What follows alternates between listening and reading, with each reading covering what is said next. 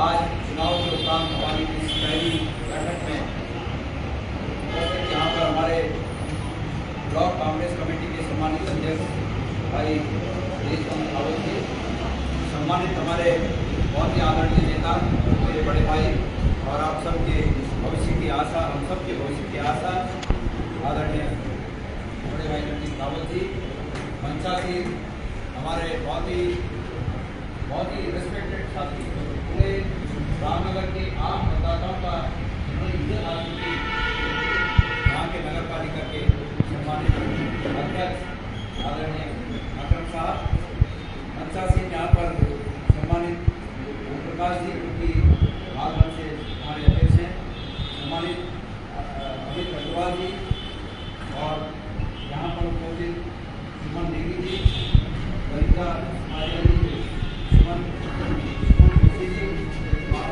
महिला कांग्रेस, और ललिता उपाध्याय जी, महिला कांग्रेस, साथ में मीसा जोशी जी, ब्लॉक महिला अध्यक्ष राजेश्वरी रावत जी, मीना रावत जी, उल्ला आर्य जी सभासद हैं, और श्री हरी सती जी, नीरज सती जी, चांद खान जी, नदीम जी, मोहन खान जी, भाई खान जी, बाबर खान जी, पंकज पांडे जी, बॉबी शर्मा जी, साथ में महेंद्र आर्य जी, वीरेंद्र लटवाल जी, महेश पांडे जी, यशवंत राम जी, सलवर जी, राजीव जी, और डी पंप जी, नारा प्रमोद पांडे जी, देवी राम जी,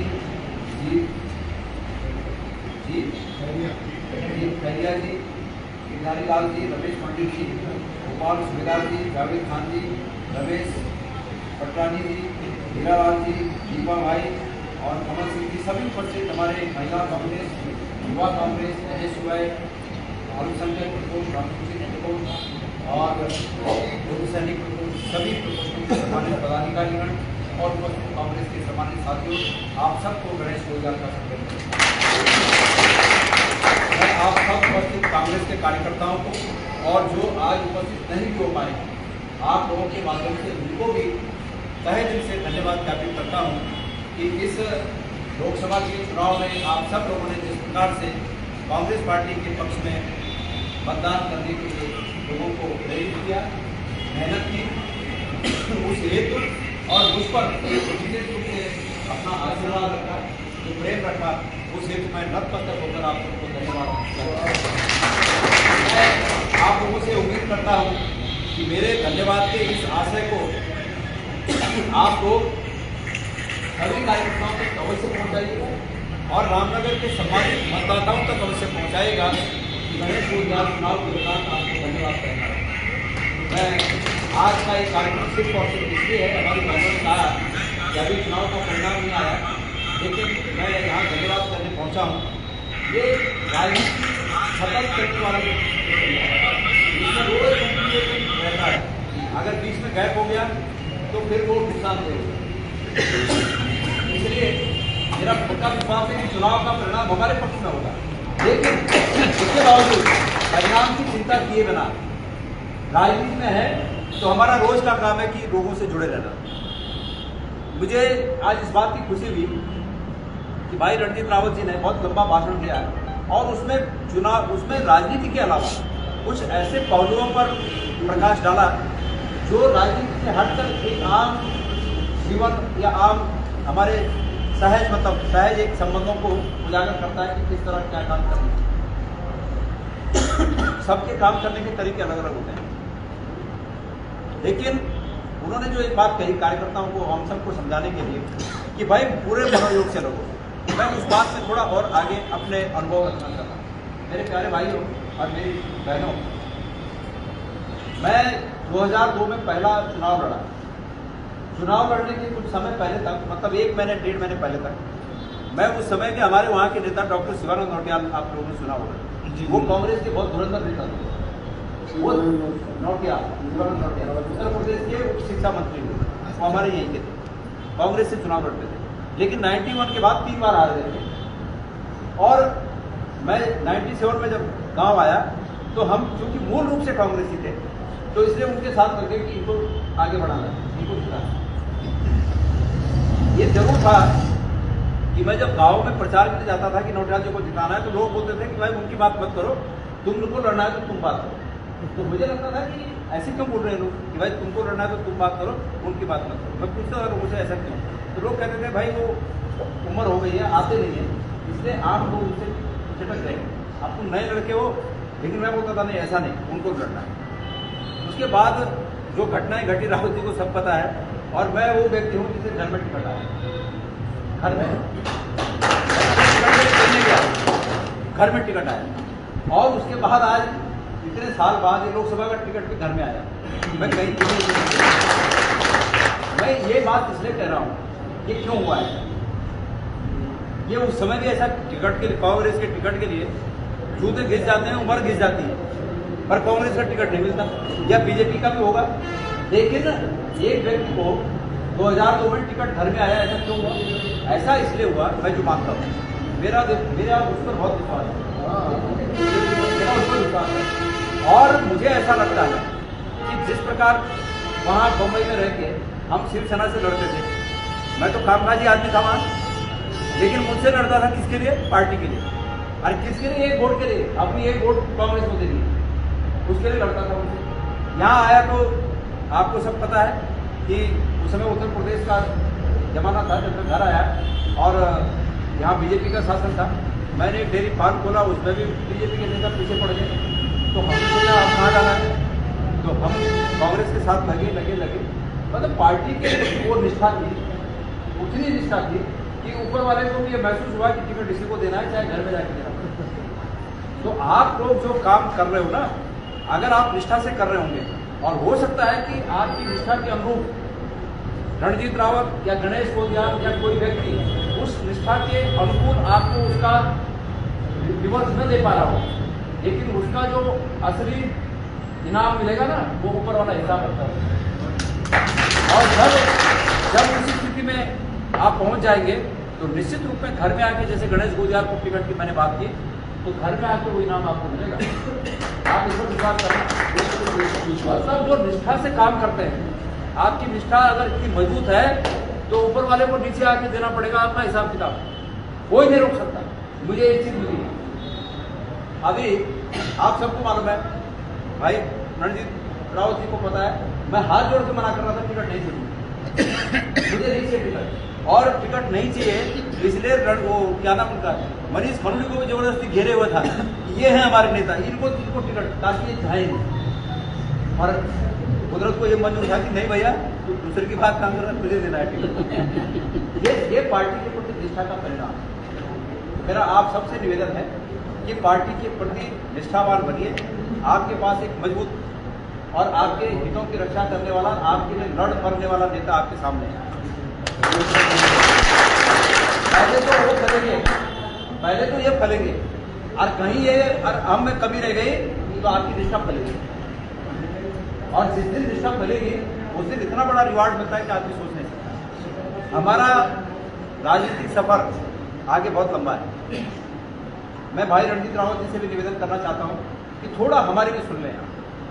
मैं चाहता हूँ सबको साथ लेके चलें और हम मजबूत होंगे। हम बीजेपी को, अभी पत्रकार भाई मुझसे कह रहे थे कि गोदियाल जी आपके सामने कोई ग्रुप नहीं दिखा। मैंने कहा ग्रुप इसलिए नहीं दिखा कि मैंने ग्रुप कभी बनाया ही नहीं।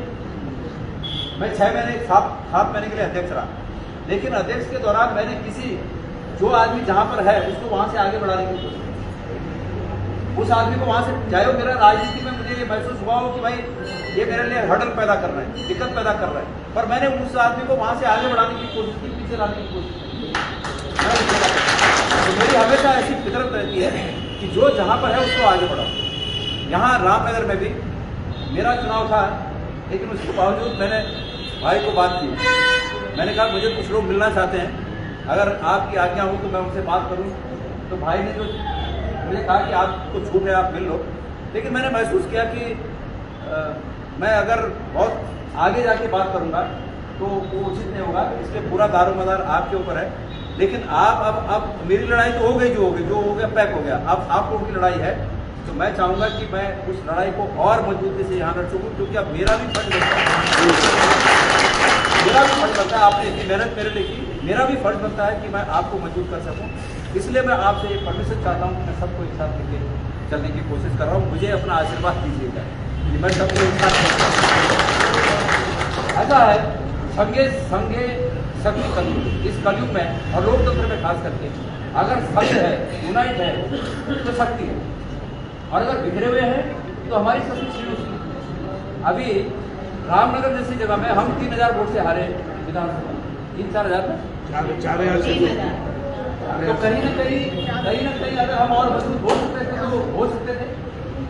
तो इसलिए मैं भी मानता हूँ कि 2027 में मेरे लोकसभा चुनाव जीतने से ज़्यादा महत्वपूर्ण ये है इस प्रदेश के युवाओं के लिए और इस प्रदेश की जनता के लिए कि हम 2027 में यहाँ पर कांग्रेस की सरकार बनाएं। ये ज़्यादा महत्वपूर्ण है। निश्चित रूप में केंद्र की सरकार से भी हम प्रभावित होते हैं। आज केंद्र में ऐसी सरकार बैठी है कि जो जुमलों के आधार पर सरकार चला रहे, तो हमें खाली जुमले से पेट तो भरता नहीं ना। तो आज मायूस है हम, लेकिन उसके बावजूद हमें अधिक मजबूती तब मिलेगी कि जब हम इस बात पर अटिक रहेंगे कि हमें 2027 में यहाँ सरकार बनानी। उदाहरण के लिए जिन समस्याओं से हम जूझ रहे हैं उसमें से आधे से अधिक समस्या राज्य के स्तर की समस्या है, आधे से अधिक। ये जो रामनगर में जो ये वन ग्राम है या सरकारी जमीनों पर अतीत से बसे हुए लोग हैं, क्या सरकार का ये काम नहीं है कि सरकार उनको बसाने का काम करे? सरकार इसलिए चुनी जाती है कि सरकार अपने लोगों को बसाए। अपने लोग कौन होते हैं? अपने लोग मतलब भारत के नागरिक, जो यहाँ का नागरिक है उसका मूलभूत अधिकार है कि वो मूलभूत अधिकार के तहत कहीं पर भारत भूमि में अपने रहने के लिए आवास बना सके। सरकार उसको मदद करे। अतीत में भी तो था, आपको याद होगा इंदिरा गांधी जी का टाइम।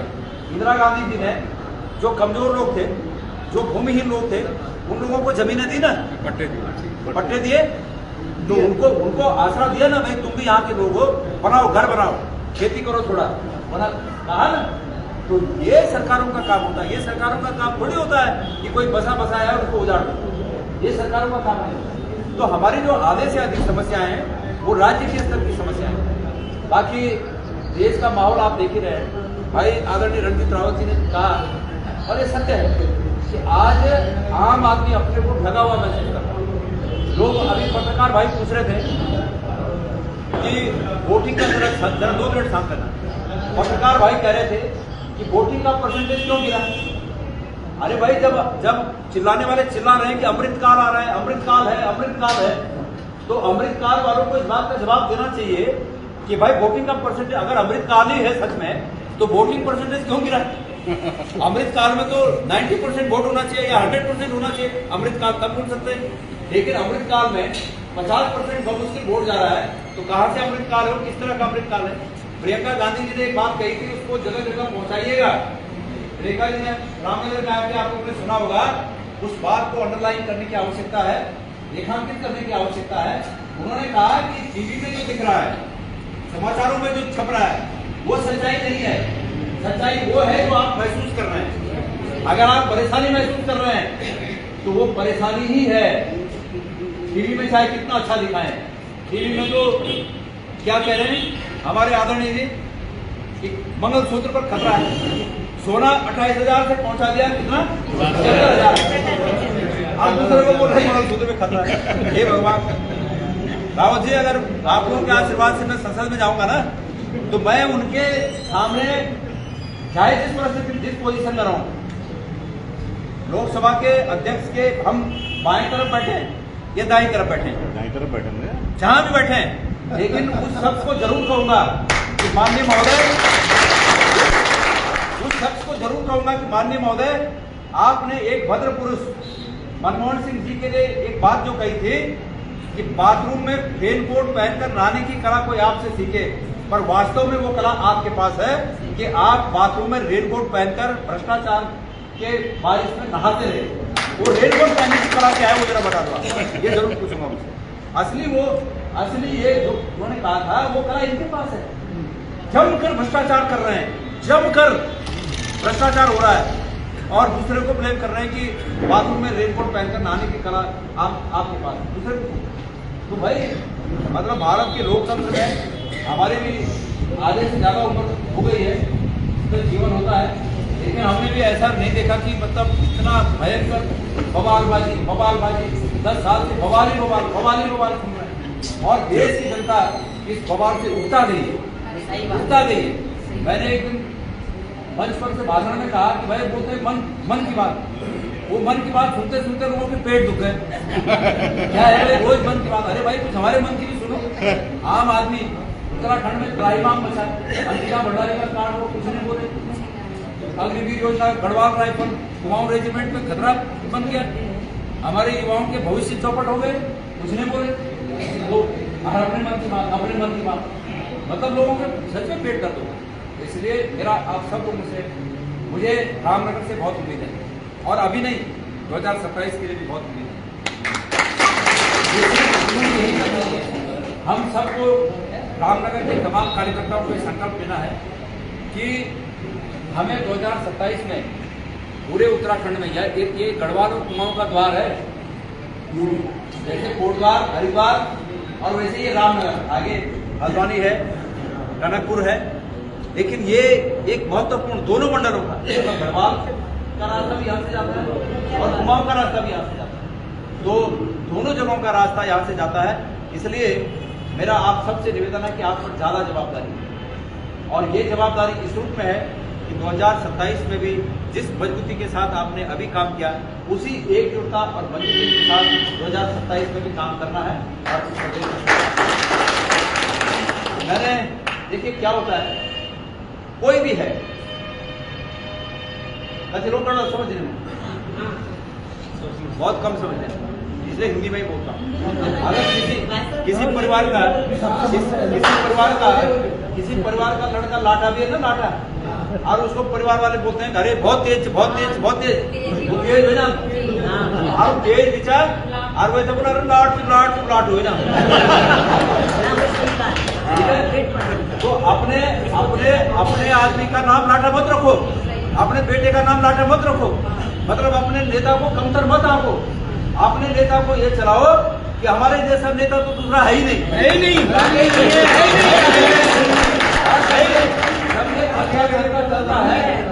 जब ये चलता है तो वही स्थापित हो जाता है।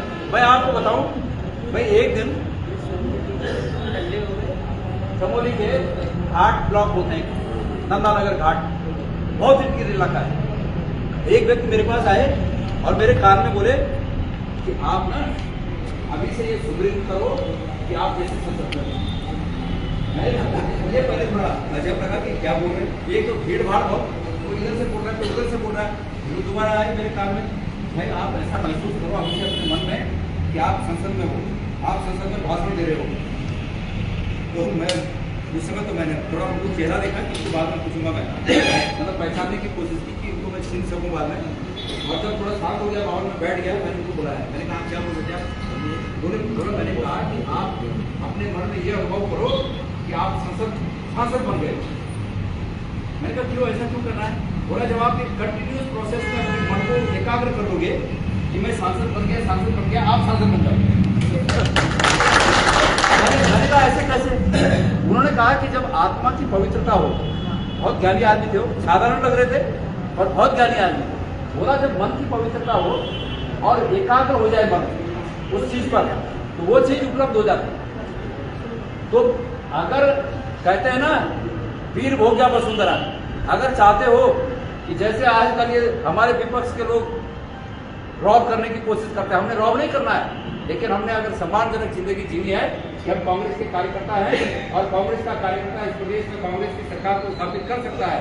अगर चाहते हो तो उसके लिए ये स्लोगन है कि वीर हो गया वसुंधरा, अगर वीर हो तो सरकार लाइए और फिर ये आपका है और को स्वीकार करना। तो कुल मिला के हमें झूठ नहीं फैलाना है, हमें सच्चाई को सामने रखना है। आप लोग सब कहते हैं कि हमने अच्छा चलाना है, मैंने तो सिर्फ एक ही व्यक्ति का नाम लिया, इसका लिया जो सबसे टॉप लिया, क्योंकि मारी उनकी पड़ी हम पर, मतलब इस देश पर अगर मार पड़ी तो उन्हीं की नीतियों की पड़ी।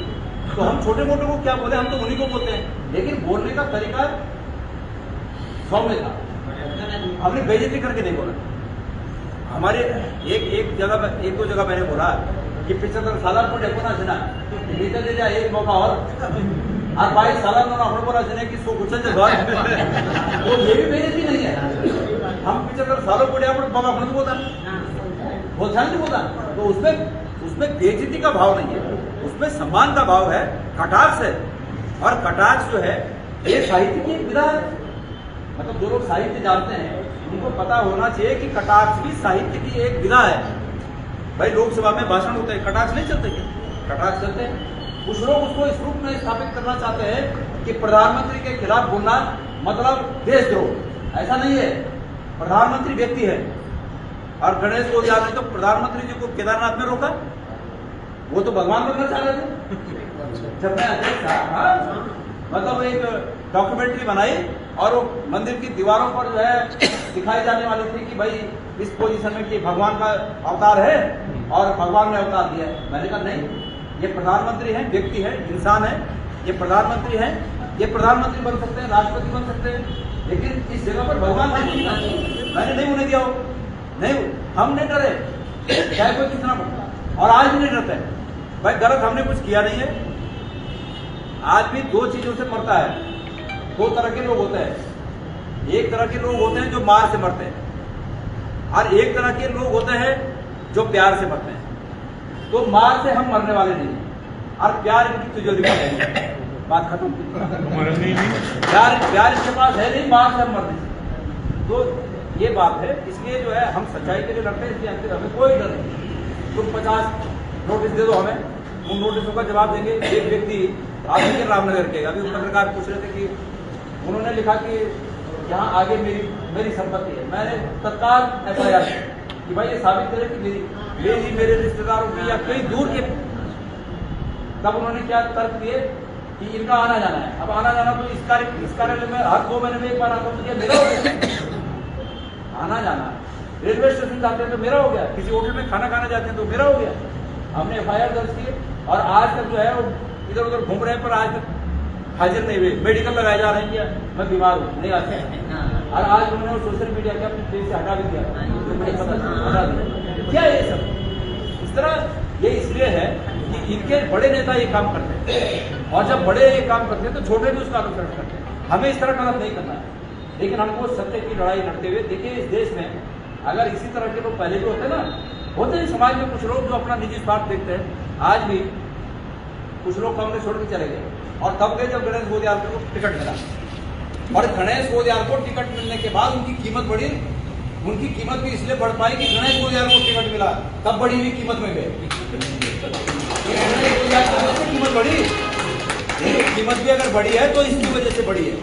तो इसलिए जो है कुछ लोग ऐसे हर युग में होते हैं जो अपना स्वार्थ देखते हैं, लेकिन हर युग में ऐसे भी लोग होते हैं जो अपना स्वार्थ नहीं देखते, देश की भलाई देखते हैं। आपको आजादी का आंदोलन पता होगा, ऐसे लोग थे जो आजादी को पीछे धकेलने के लिए बोलते थे अंग्रेजों को हमें पेंशन दे दो, और आजादी का एक तरफ थे ना ऐसे लोग थे। लेकिन उसी दौर में ऐसे भी लोग थे जो सूली पे चढ़े और उन्होंने कहा कि हमें नहीं देंगे पेंशन, हम सूली पे चढ़ेंगे लेकिन देश को आजादी दिलाएंगे। और उनकी सूली पर चढ़ने के कारण हम जैसे लोगों को, तमाम लोगों को प्रेरणा मिलती है कि हम आज भी देश की भलाई के लिए सोचें, अपने स्वार्थ को हम साइड कर दें। वो प्रेरणा तब से मिलती है। हमको लगता है कि अरे हम अपने स्वार्थ के लिए जिए। ऐसे भी लोग थे जिन्होंने फांसी पे चढ़ गए, जो वो भी तो लोग रहे होंगे। इसलिए उनकी प्रेरणा हमें गलत रास्ते पर आगे बढ़ने के लिए रोकती है। तो मेरे प्यारे साथियों, ये आप सबका हमारा कर्तव्य है, हम लोग सब कांग्रेस को मजबूत करें। मैं आपको गारंटी के साथ लिख कर देता हूँ कि 2027 में जिस प्रकार से हवा का रुख बदल गया, लोग इनकी ठगी को समझ गए।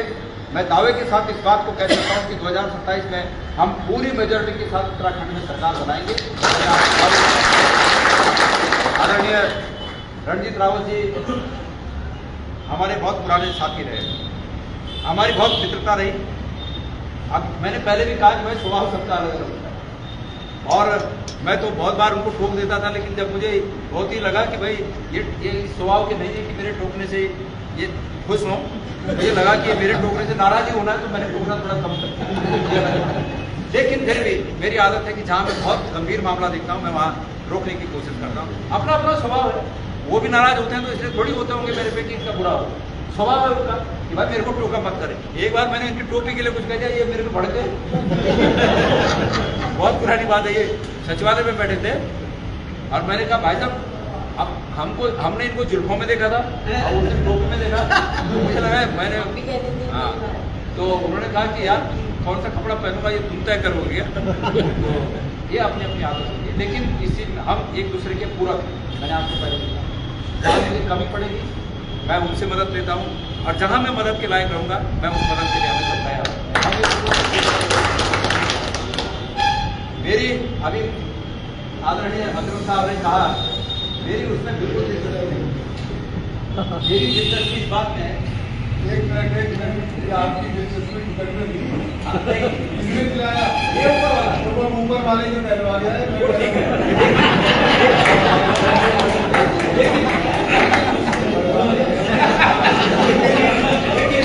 लेकिन देखिए ऐसा है, सच में कुदरत ने बहुत कुछ दिया है, उत्तराखंड को बहुत कुछ दिया है। हमारे पास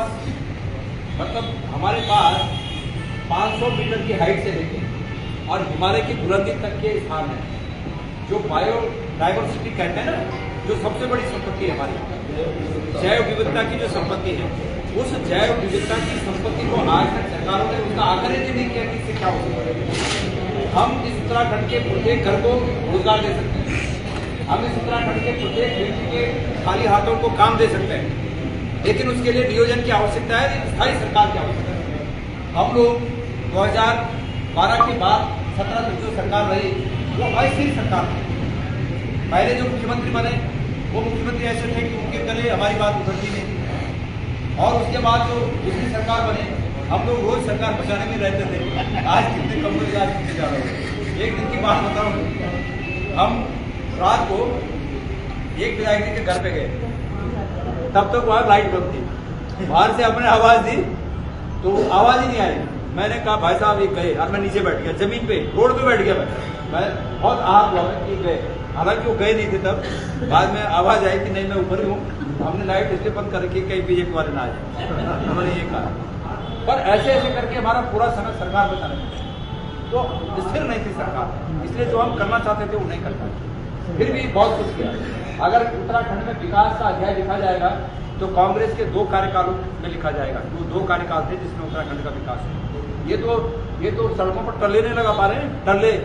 ये आपके शशिखाल की सड़क, जो शशिखाल की सड़क की जब तक रणजीत रावत जी विधायक थे, हॉट मिक्स की सड़क यहाँ से लेके और ठीक सरायखेत के ऊपर हमारे हॉट मिक्स सड़क थी।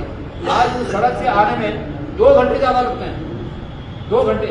कमर के खड्डे, वो क्या जगह है बुग्याल, उसके आसपास तो मिट्टी भी नहीं डाली थी, उन खड्डों में मिट्टी भी नहीं डाली। तो तमाम सड़कों का ऐसे हाल, ये फर्क है।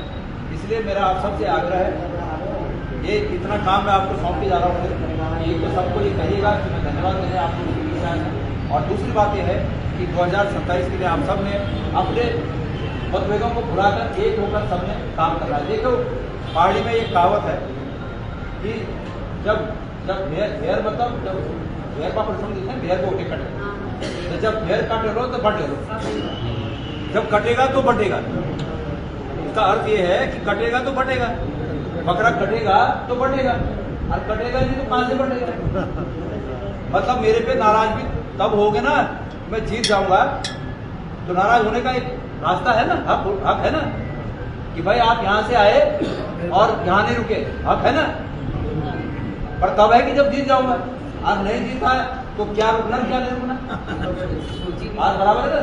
इसलिए सरकार बनेगी, आपका विधायक जीतेगा, रावत जी पे नाराज होगे, मैं हमारा काम किया नहीं किया, लेकिन तब होगे जब जीता होगा।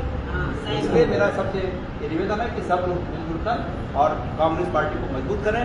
आप सबका बहुत बहुत धन्यवाद। आप लोगों ने जितना मैं नया आदमी था आपके लिए, लेकिन इस नए आदमी को आपने जो भरपूर प्रेम दिया, आशीर्वाद दिया, उसके लिए मैं आप सबका धन्यवाद ज्ञापित करता हूँ। ये तो ऊपर वाले का धन्यवाद कि पहले चरण में मतदान हुआ है और 27 तारीख को नॉमिनेशन के बाद ऑर्डिनल नॉमिनेशन हुआ। आप सबके आशीर्वाद से उस नॉमिनेशन की हवा पूरे उत्तर भारत में गई, पूरे दिल्ली में चर्चा हुई, और उसके बाद माहौल बदल गया। तो ये चर्चा इस बात की है कि भाई गढ़वाल में जो चुनाव हुआ उसका असर पूरे उत्तर भारत में, इस बात की चर्चा है। तो उसमें गणेश मुद्दा रणजीत रावत नहीं है, आप सब उसमें जो माहौल आप लोगों ने बनाया, जो आशीर्वाद आप लोगों ने दिया, जो जहाँ खड़ा था, जो जिस स्थिति में था, उसने उस व्यक्ति ने उस स्थिति से पार्टी को मजबूत किया और तब जाके नहीं तो गढ़वाल की सीट को नंबर 1 पे आंका जा रहा था, नंबर 1 पे, मतलब पूरे हिंदुस्तान की सीटों में उस पक्ष के लिए नंबर 1 फेवर की सीट बोल रही थी किसको, और वो नंबर 1 तरफ कांटे की सीट आ गई है। खुद उनके अनुसार, हमारे अनुसार तो हमें ये लगता है कि जनता का आशीर्वाद हमें ही मिला है, और वो भी इस बात को महसूस कर रहे हैं कि कांटे की सीट होगी। तो ये सब आपको इसलिए हुआ कि आप लोग जहाँ खड़े थे वहाँ से आप सब लोगों ने पार्टी के पक्ष में काम किया और यही चीज आगे बढ़ाते रहे। आपस से मतभेदों को बुलाइए, जिसको शिकायत है हम और आपके पदाधिकारी यहाँ पर हैं कि उन शिकायतों को हम लोग दूर करें, हम उसके लिए बैठे हैं। तो आप सब लोगों का बहुत बहुत धन्यवाद और जय भारत जय।